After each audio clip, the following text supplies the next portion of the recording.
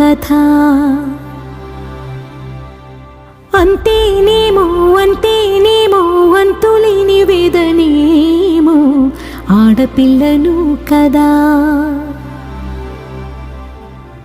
మళ్ళీ తిరిగి అడుగేసేది వచ్చిపోయే చుట్టూలానే.